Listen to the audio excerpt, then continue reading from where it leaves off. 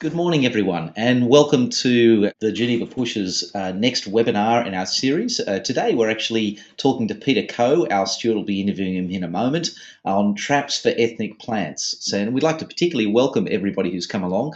We have 31 people who've registered for the webinar, and I can see you filling up in our webinar classroom, if you like, at the moment. We'd like to thank the people who've tuned in internationally. We've actually got somebody joining us from the west coast of the US today, and we also have, along with him, a couple of New Zealanders. Don't worry, cousins, we won't actually sort of throw you out the door. We've also got some people from all around Australia. So again, thank you very much for being in part of the show, and we look forward to taking your questions later. I should say we actually have such a large registration this morning and a number of questions that have already started coming through that we'll be extending our webinar from 10 to actually 10:15 today.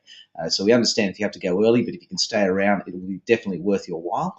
And I'd like to begin by thanking our sponsor for this webinar. We wouldn't be able to do what we do without EA Insurance. EA Insurance provides particular packages for church planters. So if you haven't actually worked out the church planting side of things in terms of insurance yet, or if that maybe you've just got some concerns and you're not sure how you would operate, let us encourage you to get along to ea.org.au. These guys will be able to help you think through all of the questions associated with insurance, whether it be property or, in fact, personal goods for church planting. So we encourage you to talk to them with those insurance needs. Now, without any further ado, I'd just like to introduce you to Al Stewart. Al Stewart is a director of the Geneva Push. He is, in fact, one of the founding directors, and he is a church planter in his own right, and for that matter, has just been working with churches for the better. Well, actually, I'm not going to say how long, because he tells me that the photo looks young enough for him to sort of be comfortable this morning, but if anyone actually saw him, there'd be a problem. So, Al, good morning. How are you? Good morning, Mark. Very well, thank you. Very well. Let me hand over to you, and you can introduce our speaker today. Our speaker today is Peter Coe. Peter is the senior pastor at Southwest Chinese Christian Church and is very kindly agreed to speak with us about planting churches with different ethnic groups. So, good morning, Peter. G'day, Al. Hi, everyone. Okay, great to have you with us, mate. And I've got a group of people from around Australia and from the US and New Zealand listening. So, mate, let's get to it. Can you give us a kind of a potted history of what's happened about the planting and so on of Southwest Chinese Christian Church over the last few years? Yeah, absolutely. Our church launched publicly in 2009, so we're about 4.5 years old. We started as quite a unique sort of joint partnership. We are in an area now that for a little while our suburb had a big Anglican church building that was vacated for quite a few years. Everyone moved up the road to the neighboring church building. So this big empty building had a senior pastor overseeing it who wanted to see ministry start again in the area, but knew that the area was changing very rapidly to quite an ethnic, but particularly a Chinese sort of demographic. We're neighboring two very Chinese suburbs. So he approached my former church, which is the mother church called Chinese Christian Church, Milson's Point, which is just north of the Harbour Bridge in Sydney. And that's probably one of the largest and the oldest independent Chinese churches in Australia. And he approached us and said, look, we want to do some work there, but we're not the right people to do it. Would you consider partnering with us to do Chinese ministry?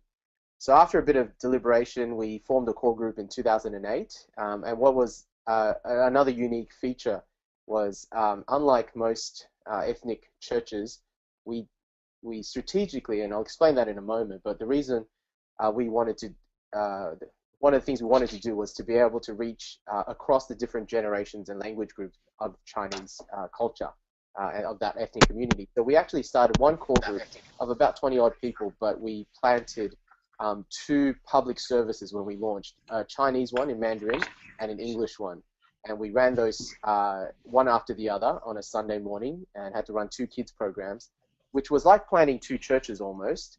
And it was very tough going because our core group then needed to split into two working groups for each service. But it was, in the long run, 4 years on, it was a really good idea because what that meant was each ministry group, each language group got legs to stand on, and now 4.5 years on, we're doing fairly well. I guess by young churches go, we have about 170 to 180 adults on a Sunday. We have about 20 high school youth who come on Sundays, and another overlapping 30 who go to youth group on Friday nights, and about 20 children under the age of 12. So it's been really blessed. But one of the things we really tried to do from the beginning was partner together with the Anglican Church, as well as working out how we can reach across the language groups. So that's who we are. Okay, cooperation across denominations. That sounds like a great idea. Now, mate, the 170, just quickly, did your two services in Mandarin and English, have they kind of grown in parallel? Are they similar size? Yeah, they're similar size in terms of adult attendance. All of our high school youth go to the English service rather than the Chinese service because they speak English. But yeah, we're looking at around 80, 85 in each, give or take, in each service on a Sunday. The difference is demographics. So the Chinese service is reaching a slightly older group, so 50 plus are the kind of main group in terms of critical mass. And the English service is probably the 30s age group. Young families are really growing, as well as now we've got an injection of university students. So they kind of have reached a different demographic. We're trying to fix that, especially with the Chinese service. There are opportunities, I think, to grow it amongst the 30 age group, but they're also the harder ones to reach in general from the kind of migrant population that are coming and wanting to go to church. So we're working out how to perhaps plant something uniquely fitting for them in the near future. Okay. Now that when you say it in 5 minutes, it doesn't sound a lot. I'm sure it's been 4.5 years of hard work for you. Yes. I want to ask you, what does multiculturalism look like in Australia? I know we've got listeners in the US and New Zealand, but I'll just ask you about Australia. Is it important for us to start reaching different ethnic communities? Just how significant is migration and different ethnicities in Australia? Yeah, I've got some stats for you if you want to have a look at the visuals. So from the 2006, so this is one census older, but we've done analysis on the 2006 one. The Series B population projection, so this is how they project for a 50-year period to 2056, is that Australia will by then be 35.5 million people, and Sydney will be 7 million. That's projection of population. But what's interesting is that net overseas migration will contribute 36% of that growth. 36% of the total population by 2056 will be net overseas migration. In terms of growth, though, in those 50 years, it's 87% of that population growth is net overseas migration. And that's primarily going to come from Asia, so the subcontinental, India, Pakistan, Bangladesh, the subcontinentals are a huge growth area. Obviously, mainland China, but also the Middle East. So we know that 68% of migrants who arrived in the 11-year period in Sydney from 2000 to 2011 were from Asia or Middle East. I'll just give you a snapshot of a suburb that I'm really interested in potentially planting next year in is Sydney's southwest has a city called Bankstown. There's 30,000 people in Bankstown, and according to the latest census data, 84% of that 30,000 have both parents born overseas. 84% have both parents. 84% both parents born. Both parents. So, if you add one parent born overseas, it even increases even more. And the other thing we're noticing is that these ethnic communities are bunching together. So I don't know if you call it multiculturalism, because there are certain suburbs like Hurstville, for example, that's so overwhelmingly one ethnicity. It's actually quite monocultural, but that's what Sydney is looking like. And I would say a lot of Australian capitals experiencing the same. But in Bankstown, for example, 15% are Lebanese, 15% are Vietnamese, 10% are Chinese, and Anglo British are, I think, about 6%. Okay, so God's really brought the world's mission. God's really brought the world's mission field to us. It's okay. So what is it? I keep hearing people talk about there's a difference between generations in terms of if you were born overseas and came here as an adult, it's different to if you came here as a child, to if you were born here but your parents are migrants. Yeah. What are the numbers about? You know, there's 1.5 and 2, and what does that mean, mate, if you're thinking ethnicity? Yeah, I think the generational analysis is very important because while you want to talk about multiculturalism and the ideal of multiculturalism, the reality is different generations integrate and feel comfortable about integrating with the dominant or the kind of Australian culture. They integrate differently. So I'll just show you in the next few slides. So I think it's helpful to break it down into 4 different categories. So there's the first generation migrants, and what we term first generation migrants are those who came as adults or late high school, so just borderline nearly 18, maybe the last year or so of high school. Now these are people whose heart language is whatever language they spoke in their home country. And they're the ones who will speak this language, in conversation. If they had a choice, that's what they would speak to each other at home or in their social groups. That's their first language. That's their first language. Yep. There's a strong migrant work / study ethic, as a lot of you will know. And here's the thing: they don't integrate very well with other cultures and Anglo-Australians. So this is the reason why a lot of first-generation people do end up all migrating into the same suburbs, because again, in a suburb like Hurstville or Campsie and other places in Sydney, you can get away with speaking zero English because all the signs, all the shop owners, they speak whatever that language is that you've come from, and if you can just stay there and so they're comfortable. They're comfortable in their heart language. You can blame them. That's right. Yep. Yeah, so they find it very daunting, in fact, to talk to Australians, and but they're very open to. They just don't know how to approach it. So that's generation 1. Yep. One of the missing generations that has until recently gotten neglected in analysis is what we call the 1.5ers. So they are in between the first generation and the second generation. The second generation of those who were born in Australia or born in whatever country that they've migrated to. But the 1.5ers are not Australian born, but Australian raised. And that's quite important because they're different to their parents. They're different to the generation 1ers. So these came as young children and probably up to early high school. Often puberty or around the puberty age is a sort of a biological cutoff point. And part of the reason is because if you're trying to learn a language after around the puberty age, you can get very good at and very fluent at it, but you never will quite, this is generalizing, but you never quite will quite speak like a native for some biological reason. So you'll always have an accent. Yeah, you'll always have some sort of accent. So, Kevin Rudd speaks great Chinese, but he's got an accent. So, these guys are bilingual, are literally bilingual.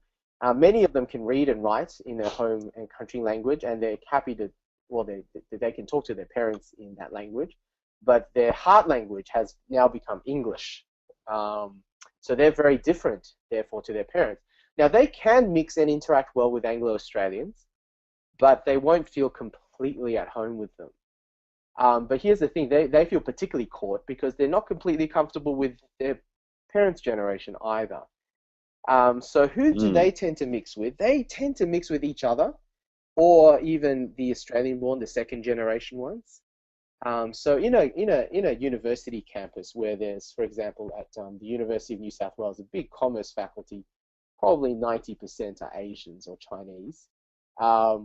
A lot of them are second or 1.5 generation, and they mix together quite well, and they sort of stick to each other. They're a hard group to break into, because the 1.5ers particularly will mix with each other or that group. The next two are pretty simple. You probably understand them a lot better. The second generation are Australian born and raised. Their heart language is English. They may speak basic or conversational language because their parents will speak to them in that language. They will still feel somewhat torn between the two cultures, but this group will have varying degrees of integration, and it depends where they've been brought up. So the ones I grew up with when I was, I'm at 1.5er, but I was friends with a lot of Australian-born second generation. They, at that time, Sydney was not quite as Chinese, and so these guys were quite happy to hang around with their Aussie friends. Nowadays, especially if you're raised in certain parts of Sydney, you may not meet many ethnic people. For example, if you go to school around the North Shore, or as I said again, in selective schools like James Roos in Sydney, they're pretty much 90% Chinese anyway. So a lot of these second generation actually, though they consider themselves fully Aussie, they still may be more comfortable around other second geners. And then the third generation plus is quite easy. They're ones that only speak English on the whole. They're very happy to integrate. Now, I just want to put a little note there in those born during the White Australia policy are slightly different to those who've come post 1970s when the White Australia policy was scrapped. In that those born during the White Australia policy, who might be third generation Chinese, they actually tend to embrace their Chineseness a lot more later on in age, and I think it's partly because of the stigma it was when they were growing up. So they've kind of run back to their home culture, even if they don't speak much Chinese. It's just something I've noticed amongst the 50 to 60 plus generation. Yeah. I think that's a pretty simple breakup, but it's helpful, I think, in general ways. Okay, that is very helpful. I'm married to a 1.5er Chinese lady. So do you need a different planting strategy to reach those different groups, or can you just have a kind of a, like a blanket thing? We're going to reach Chinese people, or we're going to reach Greek people, or do you need a different strategy for those different generations? Yeah, I think you do need to at least be aware of it, because one of the traps is you might be thinking that you are reaching an ethnic community, but only scraping the surface.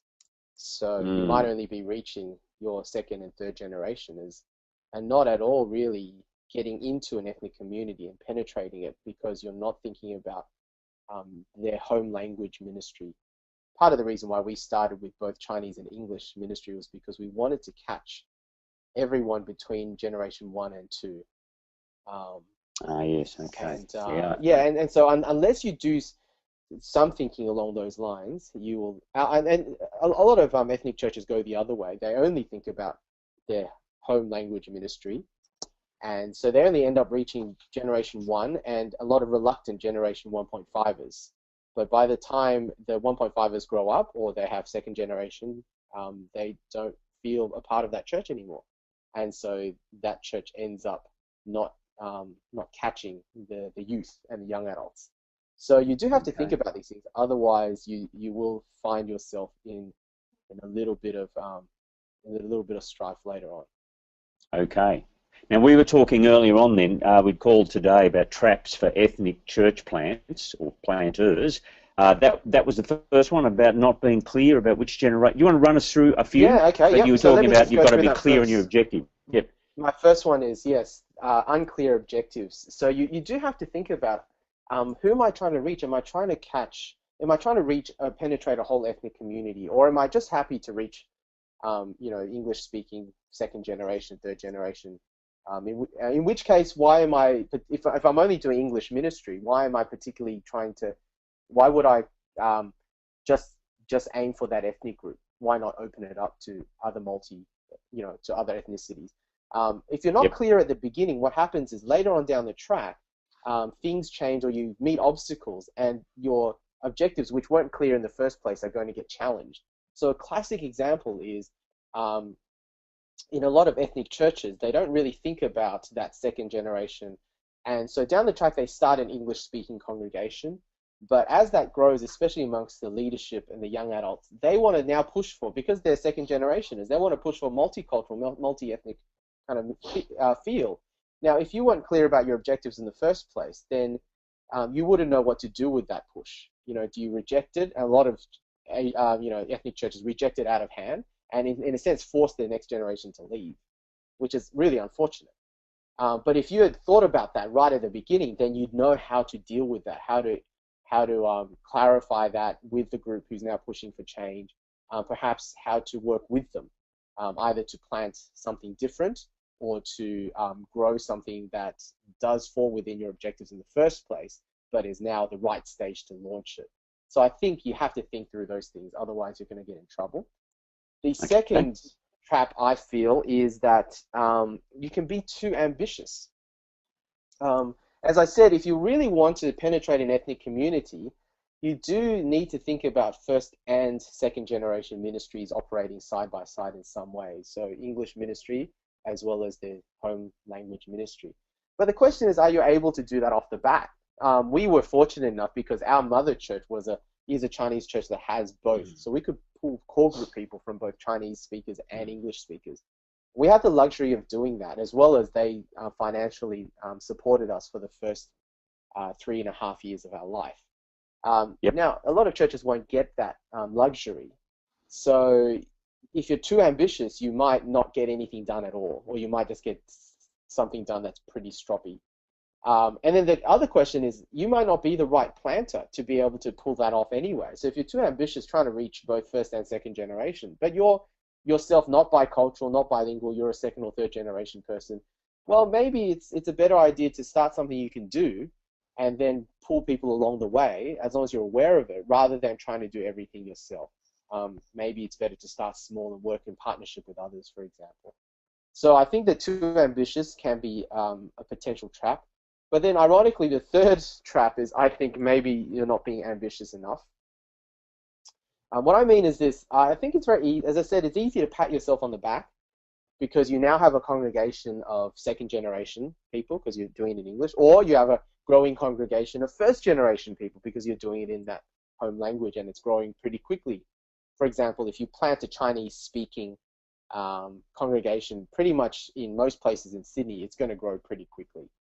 And you can just pat yourself on the back while doing a good job, but you're not looking for opportunities to impact the entire ethnic community. And so you end up doing a little bit of backpatting and not thinking longer term, or how do I reach the other segments of this community that I'm not currently reaching? How do I complement my staff ratio so that we can reach others we're not reaching? How do we grow it in the future? So I think that's that's caused by not being ambitious enough, ironically. Yep. Number 4, I think we can sometimes make assumptions about culture that are assumptions but not actually true.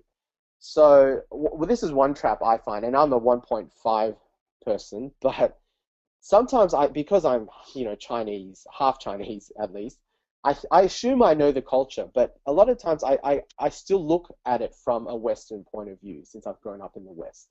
So it's easy to assume you know the culture rather than inhabiting the culture. And here's, I think, where the difficulty is. You have to be theologians when it comes to culture. You have to look at culture in a theologically nuanced way, which is because it's very easy for us to not distinguish between Western and biblical.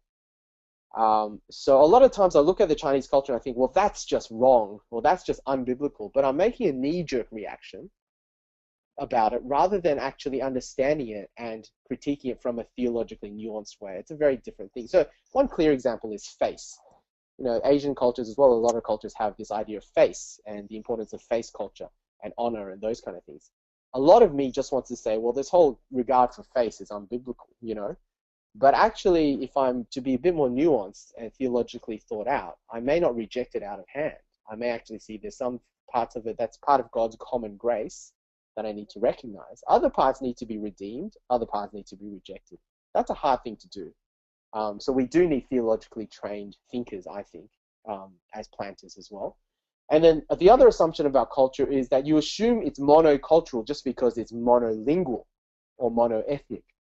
What I mean is this: if you plant a Chinese church, just this is the one that I'm familiar with, and you think, well, they're all Chinese, therefore there's one culture, you fail to realize there are lots of different types of Chinese. There are those from mainland China, there are those from Taiwan and Hong Kong and Southeast Asia, Singapore, Malaysia, as well as the diaspora in places like Indonesia, even places like Thailand and Vietnam. And then even within China, you'll find that the cultures vastly differ from the East Coast, Shanghai, to the West, in the desert and the dry arid places. So if you assume that they're all the same, you're going to make some serious mistakes. And then finally, my 5th trap for ethnic plants is disunity. And if you know anything about ethnic churches, especially ethnic churches that start with the first generation, is how easily they split. And it's not just churches that split, it's pastors who can't get along, lay leaders who can't get along with the pastors, congregations, even within the one roof. The Chinese and the English, for example, can't get along with each other. The partner churches can't get along. The surest way, I think, to destroy an ethnic church is to have it split, unfortunately. And it's quite a bit of a, I mean, the sovereignty of God, this has happened, but most ethnic church planting is planting in inverted commas. Usually it's because of ethnic church splits. So it's putting a good face on a church split. That's right. That's right. They're not actually actively, proactively planting. It's just a group of people can't take it anymore and decide to go somewhere else. Mm. Unfortunately, ethnic or churches haven't got a monopoly on church splits. So, yep. Now, mate, that's very interesting. I was going to say to our listening audience, if you'd like to send in questions, we can move to question time. We've got about 20 minutes left. So I'll give you time to send some of those questions. Pete, given those 5 potential traps and so on and what you've seen over the years, how do you think evangelical churches are going? How successful are they being in reaching kind of the non-Anglo communities around us? Yeah, that's a bit hard for me to analyze because I don't have any hard data. But on the whole, I think we can say that much more work needs to be done regardless. So my impression is you've got 2 types of churches trying to reach ethnics. You either have ethnic churches trying to do it, and they tend to focus on the first generation, or you've got now really great denominations trying to reach ethnic communities. So they attach a congregation to their existing English one. I think, though, on the whole, there's still much more work to be done because there's too few who are integrating and trying to reach the entire ethnic community. And while we're having, I guess, moderate success, or I guess relatively better success amongst some ethnicities, in other ethnicities, it's just not happening. So I think the Chinese work is about as good as it can get. The Korean work obviously has always been strong because the church is from Korea. But once you're looking at Lebanese, once you're looking at Arabic, once you're looking at Greek, Italian migrant communities where they have strong Christian but not evangelical ministries, then you're looking at penetration that's hardly even there, which is really sad. So I think much more needs to be done. Yes. Okay, that's a good answer. I've got a question here about do you need, for a pastor to be a church planter, do you need to be of the same ethnic group as you're trying to reach? So, for example, could an Anglo pastor or an Anglo planter plant a Chinese church? Could someone from Sri Lanka plant a Sudanese church? And I guess as a subcategory to that, do you need to be able to speak the heart language of the people you're trying to reach? Yeah, I think the second part is probably more important than the first. In that, if you speak a little of the heart language, I think it's very desirable if you are the lead minister, the lead planter. But having said that, I think you can get away with it if you have the right core group with you. So I don't think it's impossible. I'm trying to work on a church plant in Bankstown, and particularly thinking about reaching Vietnamese because it's 15% of that population. And I'm not Vietnamese at all, but I'm hoping that Vietnamese people living in the area would join my core group so I can stack a critical mass in there and they can help me do the evangelism. So that's, I think it's doable.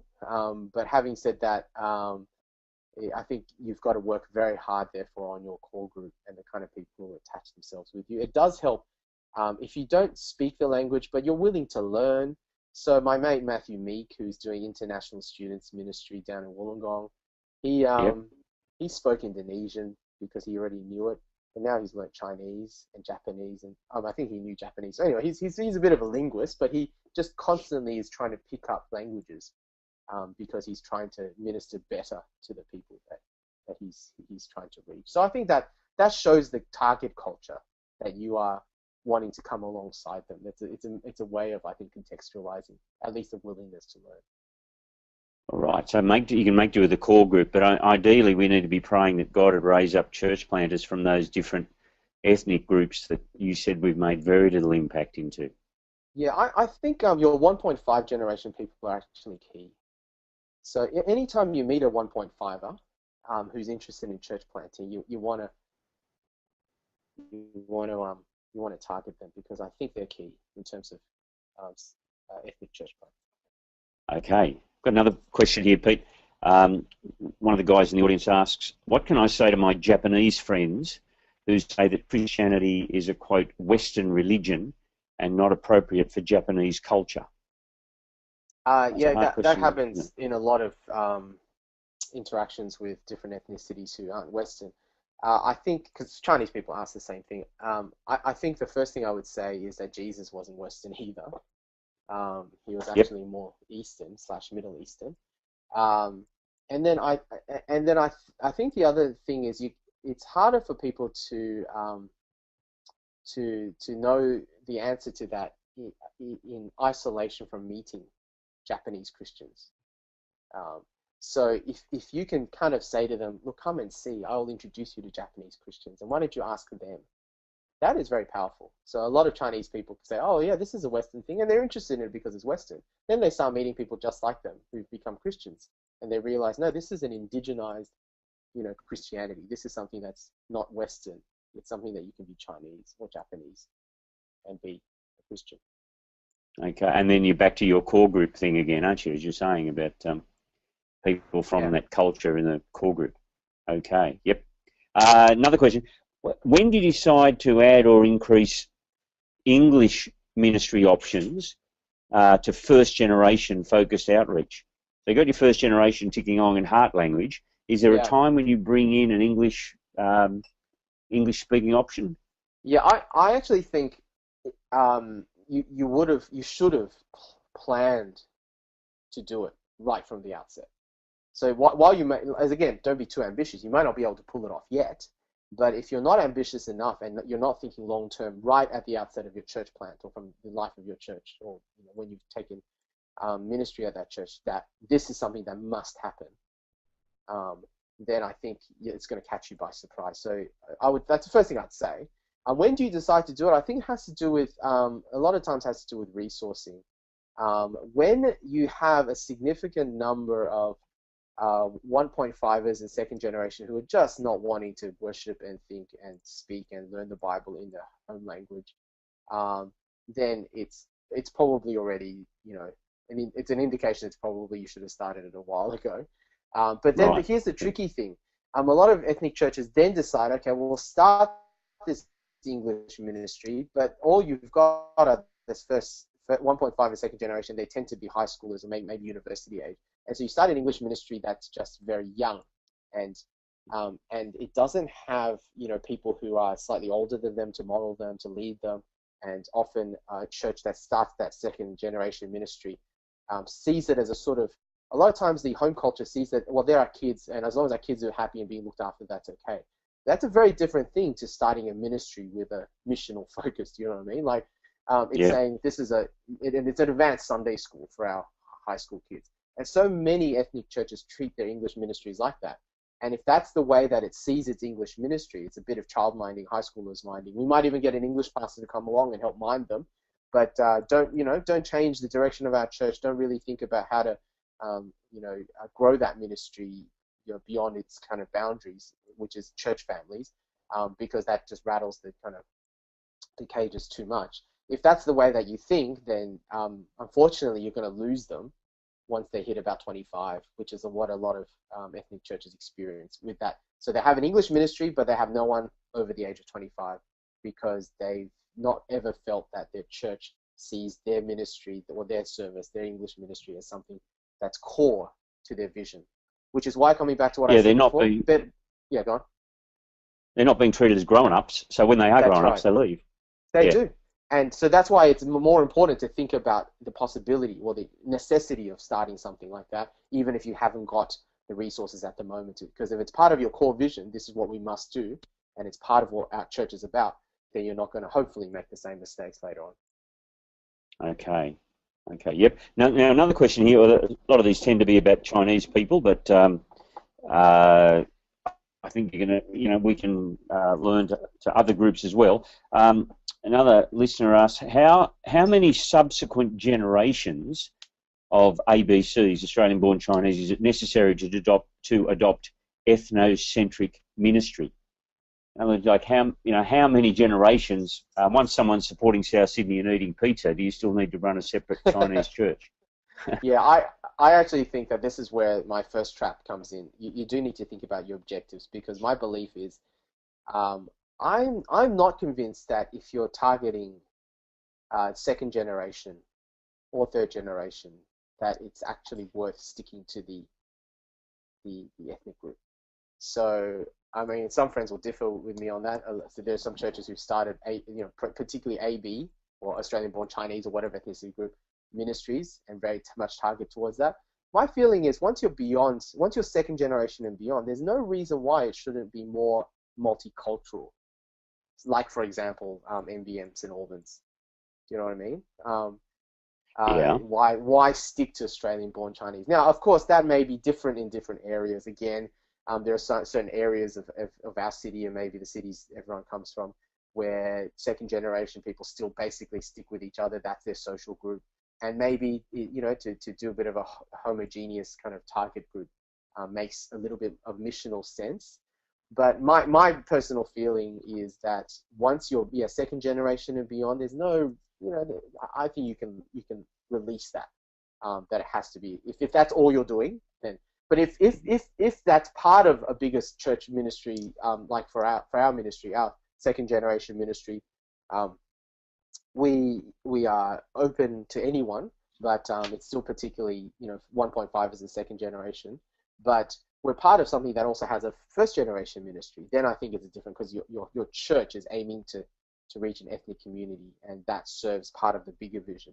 But if you're going to just start a second generation ministry to Chinese or to Indians or whatever, a big part of me kind of questions the value of how tightly you target that ethnic group and not just open it up, for example.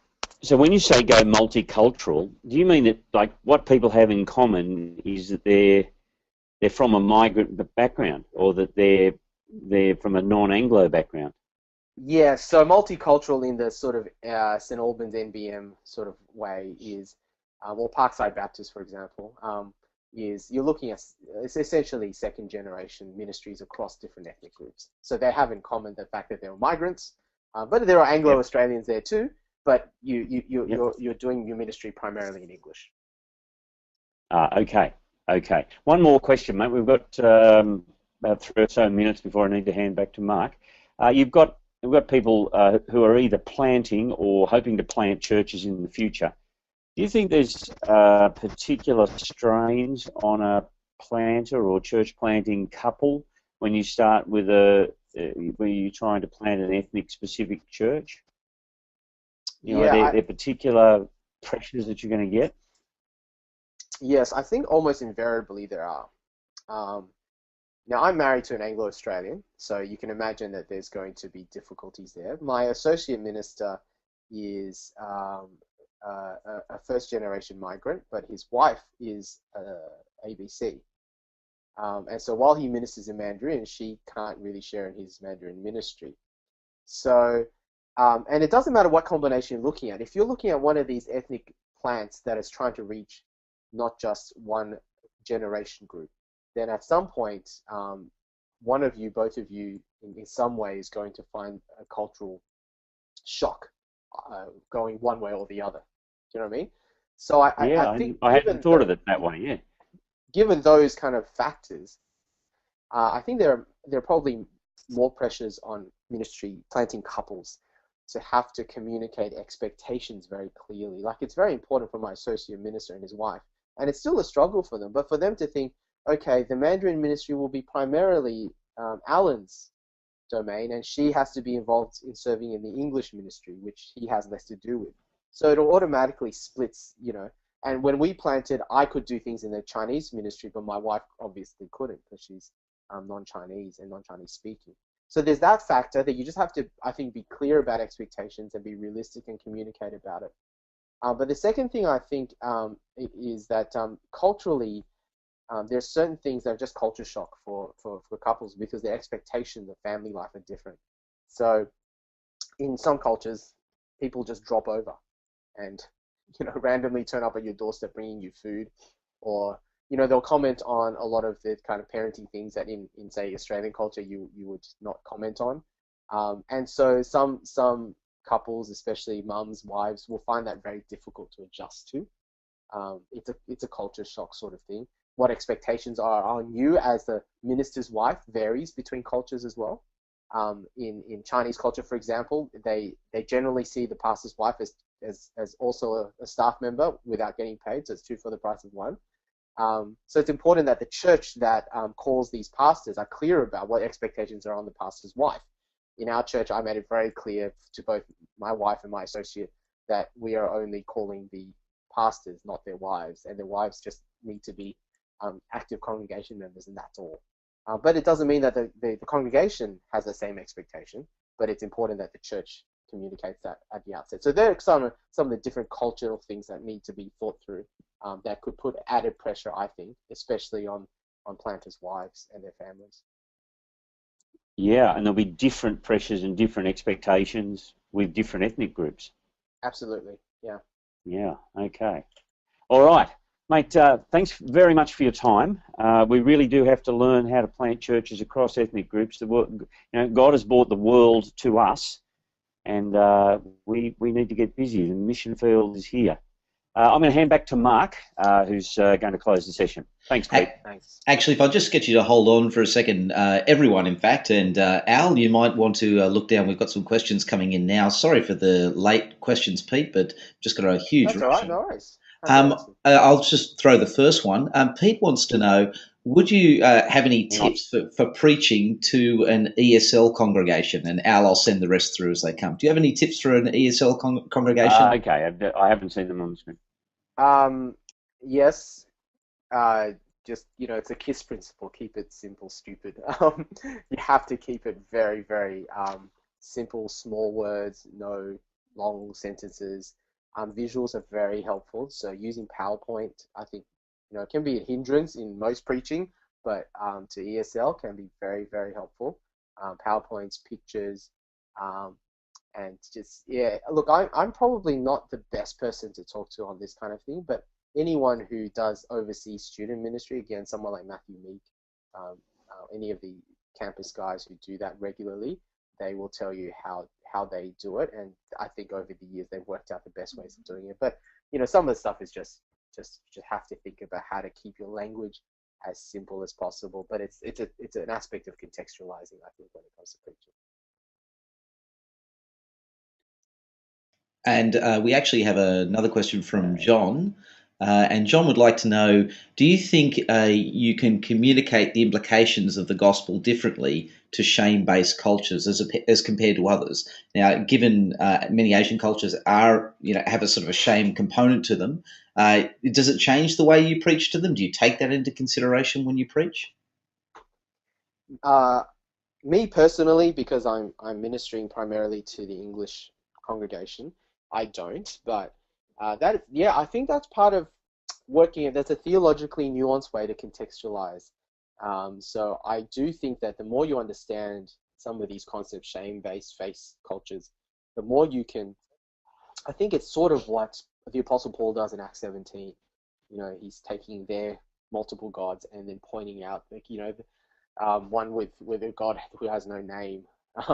And I think that's the sort of thing we can do once you inhabit and understand the culture. But the danger is to make too many assumptions and not really understand it before you contextualize your message.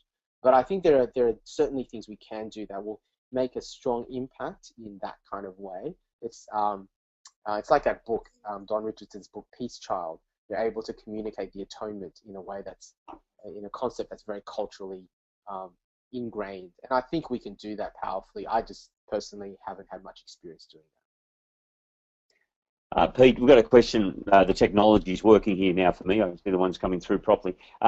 Matt asks, are there any theological reasons to not do homogeneous church plants? There's been a fair bit of debate about it, about the homogeneous church plant thing, but do you think there's any reasons to not do it? What have you Yeah, I think the homogeneous unit principle is something we have to think through theologically. I'm at I'm sort of in two minds about it. I don't think the HUP, the homogeneous unit principle, has a lot of legs to stand on in isolation. As a as a theologically, I think biblically, it's very hard to justify it personally as a long-term strategy, as well as a as a strategy in isolation. I do think that the Bible does push us towards heterogeneous models. But having said that, we've got to realize that on this side of the new creation and Revelation 7, that there are certain limitations. One of them is clearly language. And secondly, I think, is to take into account generations. So that's why I personally would push second generation, third generation ministry towards heterogeneity, whereas first and 1.5 generation with an overlapping second generation ministry, I think does need to at least have clear goals about homogeneous outreach for the sake of the gospel. But I think it's very important to not make it an end in itself. And I think part of the way we sort of buffer for that is try and find ways to partner or to express fellowship across cultural groups. I think a denomination can be helpful in that sense, because if a denomination is thinking strategically across, say, the whole of its, like in the Anglican Church, the diocese, to think about, okay, there are going to be some ethnic plants, there's going to be a lot of heterogeneous ones, that we're going to do different, courses for horses. But we were working together as a denomination to reach everyone. I think that really does help, because you're not saying, the Anglican Church in Australia is only doing HUP. So I think if you're not part of a denomination, you've got to think about how your wider church vision is not going to see the HUP as an end in itself. Yeah, it's kind of a maturity thing, and in some ways your churches can be in transition, isn't it? Once maturity is multi-ethnic, and so on. But if you're going to reach people, anyway. Another quick question, mate. I don't know if you'll want to. You can let this one go through to the keeper, but I will ask it. Okay. Without saying, quote, sin, what are the root causes for disunity in Chinese churches? Or put it another way, how does sin manifest itself in Chinese churches so as to cause the splits? I'm happy for you to take the word Chinese out of that. In terms of the splits in churches, leadership, pastors, I've seen many in Anglo churches as well. Have you got any thoughts about, what splits churches? What brings that disunity? Look, I think you're right. Churches split across, different denominations, different groups. I don't think the sinful reasons are unique to Chinese or any ethnic group. Absolutely. I think the cultural things tend to exacerbate it. So, just think about the generational cultural differences within one ethnic church, and you start understanding why there are more opportunities, perhaps, or at least more kind of surface causes for some of these splits to happen. But the sin is sin, no matter what. When churches split for sinful reasons, it's not uniquely an ethnic thing. Yes. Yeah, absolutely. But there's probably more pressures there brought about by the different generations and so on. Yeah, I agree. Yeah. Question from Kamal. On my observation, 1.5 and second generation East Asians, Chinese and South Asians, Indians and Sri Lankans get along well, but not necessarily 1.5 Africans, Middle Easterners, Mediterranean, etc.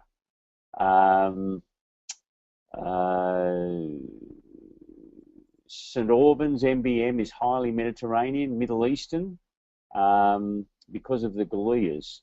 Thoughts? You can also let that one go through to the keeper. I think I will, because I think it's an observation that is probably got legs to stand on, given Kamal's background and his associations with different groups than I do. But yeah, I mean, maybe there's truth in that I haven't got any particular things to add. Yeah, Ray's done Ray and his team done a fantastic job at Rudy Hill, but probably the church they built reflects the area they're in, just like your church at Kingsgrove reflects the area you're in. We hope to, but it's not quite there yet. Yeah. Well, we'll keep working on it. Yeah. Well, mate, thank you very much for your time, and I'm going to hand back to Mark now. and he can give us some information as we wind up. Indeed you are, and thanks very much, Al, and my thanks too to Pete, and particularly to the audience. Guys, I've got to say, I've never been typing so fast in my entire life. This webinar has been not only one of the best attended we've had, but just floods of questions coming through. So the first thing I want to say is, if your question didn't get answered, don't get terribly distressed. What we'll be doing is sending Pete an email, and here am I committing him on air. I'm sure he doesn't mind. But if that's fine, yeah. thanks, we'll send him an email and we'll let him have a go at some of the questions, and we'll put some of the answers up with the broadcast itself. So if you've missed out on your opportunity, or you needed to clarify something, or for those people who, well, let's be honest, there are about 10 or 15 questions in there we didn't get to, so we'll do our best to sort of sort them into categories and put them on to Pete. I'd also like to just draw to your attention before you go, the fact that we'll not only be putting this up online, but we've actually got a lot of events coming up in the coming week. So I'm just going to... Sorry, I'm just going to mute everybody else at this point in time.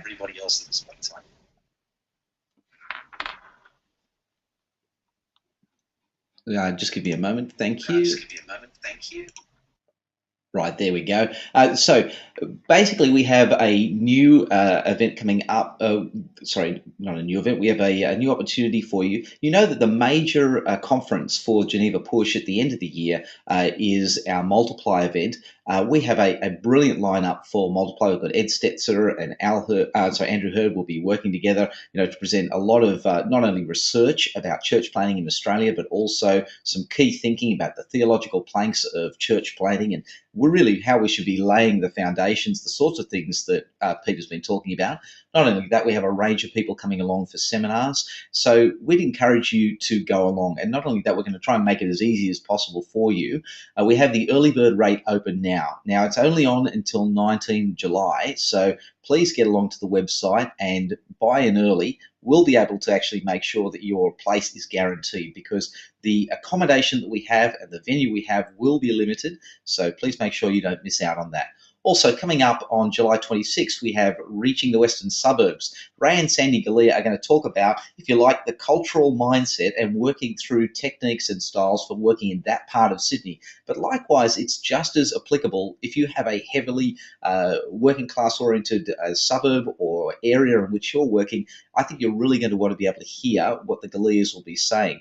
Now, we'll be recording the event if you're not going to be able to be in Melbourne on July 26th, but if you are, get along, because there's always the opportunity to put your own questions and to come in and sort of, finesse the idea with Ray and Sandy.